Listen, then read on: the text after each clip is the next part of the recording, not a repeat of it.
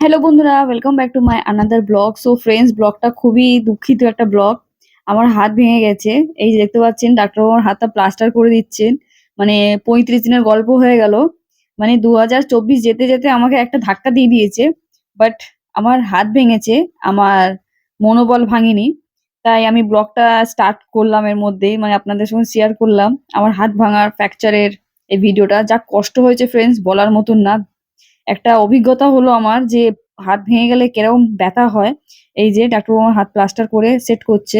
তার পরের দিন, একদিন বাদে আমি আবার চেকআপের জন্য যাচ্ছি। সো ফ্রেন্ডস, দেখাই আমি কিভাবে পড়েছি। সো ফ্রেন্ডস, এই দুটো গাছ আমি ঠিক করছিলাম। বাবা বলল এই দুটো গাছে একটু মাটি লাগিয়ে দে। তো আমি মাটি সাইড দিয়ে খুঁড়ে মাটিগুলো লাগিয়ে দিচ্ছিলাম। লেবু গাছ আর একটা কি একটা শিব ঠাকুরের একটা ফুল হয় সাদা, সেই গাছ আমি লাগাচ্ছিলাম, নামটা মনে পড়ছে না এই মুহূর্তে। বাট তারপরে আমি এই যে দেখাচ্ছি, এই যে নিম গাছটা বিশাল বড় নিম গাছ। আসলে আমার ঠাকমার বাবা এই গাছটা লাগিয়েছিলেন, মানে রেলে সার্ভিস করতেন, তো সেই সময় ছোট্ট একটা চারা লাগিয়েছিলেন। সেটা দেখুন এখন কতটা বড় হয়েছে। তো তারপরে এই যে দেখতে পাচ্ছেন, বেলা দুপুর বেলায় আমি এই গাছে ওঠার চেষ্টা করেছিলাম। গাছে না, জাস্ট এই সাইড দিয়ে আমি ওঠার চেষ্টা করছিলাম, দেয়ালটা সাইড দিয়ে।